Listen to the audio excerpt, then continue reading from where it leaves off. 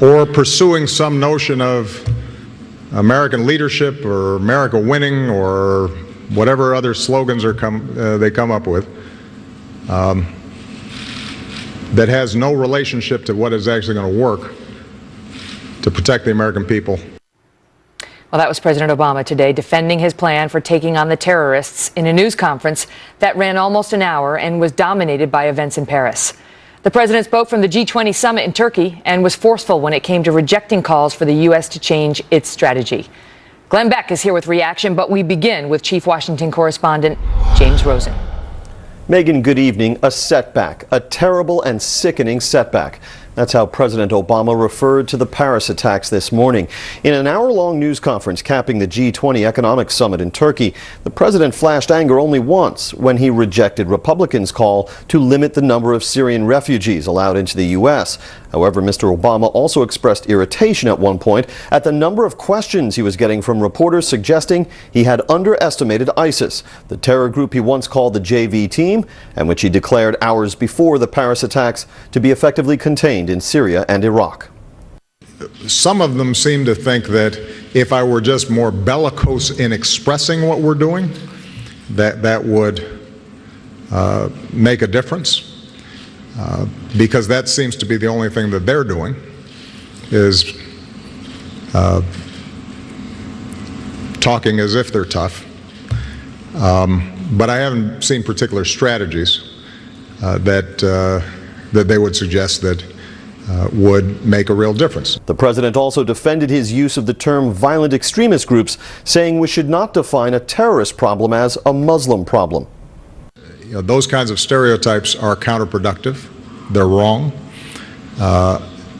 They will lead, I think, to greater recruitment into terrorist organizations over time. However, the president did also call on Muslim leaders around the world to start asking themselves, quote, very serious questions about how and why their children are infected with jihadist ideology. Megyn? James Rosen, thank you. Joining us now with more, Glenn Beck, who is founder of The Blaze. Hi, Glenn. I can't take it. I can't take it. What do you mean? First, this guy's judgment is off every single time. If I may, let me take you to my chalkboard real quick. You want to trust the president and what he's saying. Okay, good. Let's look where the president has been in the past. Remember the fruit cart guy? The fruit carts that set himself on fire in Tunisia? The president said that was Rosa Parks. Let me show you how we got to Paris. He sets himself on fire. That trips into the Arab Spring. The Arab Spring goes into the collapse of Libya. Because of the collapse of Libya, we have an immigration problem in Spain, Italy, and France. The migrants just start going over. We realize that because all these things are collapsing, we know that Syria is on the verge of collapse.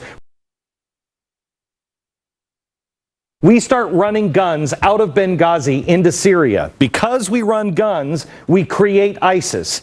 All of these decisions, that causes the refugee crisis in Germany and France and all over Europe, and that's how we get to Paris. This guy's wrong every single time. Every time he's wrong. And when he says that it's funny, Megyn, because we have a way to screen them. We have, how many, answer this, and I know you haven't done any research, but I know you're smart enough to figure this one out. How many Christian members of ISIL or ISIS are there? I know that you've... Right, I know. And I know that you've set up a screening process yourself to try to get Christian refugees in particular. And but before we get to the refugees, I want to ask you about this, because what the president said was, look, basically, it's hard. And what he said was, when you're talking about the ability of a handful of people with not wildly sophisticated military equipment and weapons who are willing to die, they can kill a lot of people. And preventing them is challenging. Can I ask you a question, Megyn? How is it, you know where France got the coordinates of the big ISIS base that they just bombed? We had those coordinates, and we didn't hit them if we were trying to destroy and run them into oblivion. Now, Catherine Herridge was reporting here today that the number of airstrikes has actually diminished over the past month or so, and challenging the president's assertion otherwise in his remarks today. Yeah. This is. So what? His heart is not in it? Is that what you're saying? Like he doesn't want to fight this fight. Stop guessing what the president has in mind or what he really wants or what he's trying to do. I'll just tell you this.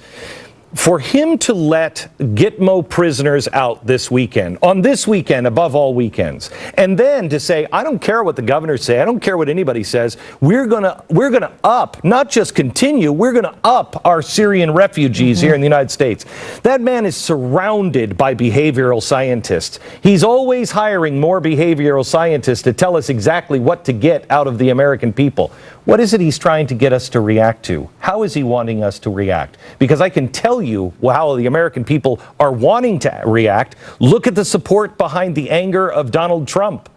They're reacting and they're very angry. What is the president doing? He's not listening to the people. Exactly the same thing that happened in France. Well, and there's a question about whether he is listening to his advisors, because we had Lieutenant General Michael Flynn, who used to head up the DIA, basically the defense sister to the CIA, saying, "Read the damn intelligence." That's a quote. Yes. Read the damn intelligence, he's saying to the president. And at the same time, you've got a bunch of intelligence analysts coming out and saying, that's not the problem. We give them the intelligence, and then we're being told by the administration to change it so that it comports better with the narrative the White House wants out there. Let me tell you this. James Clapper said, and this just happened on Sunday, if I have the exact quote, James Clapper just said that you just had a report that you had, 1,250 people that the FBI is watching?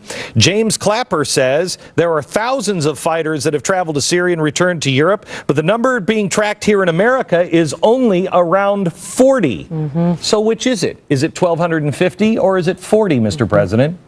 Glenn, stand by. Thank you. Thank you. Back to Glenn in 1 minute. It did not get a lot of attention in the middle of the breaking news out of France, but some of the folks upset about racism on college campuses were not happy with coverage of events overseas. Glenn has some thoughts on that just ahead.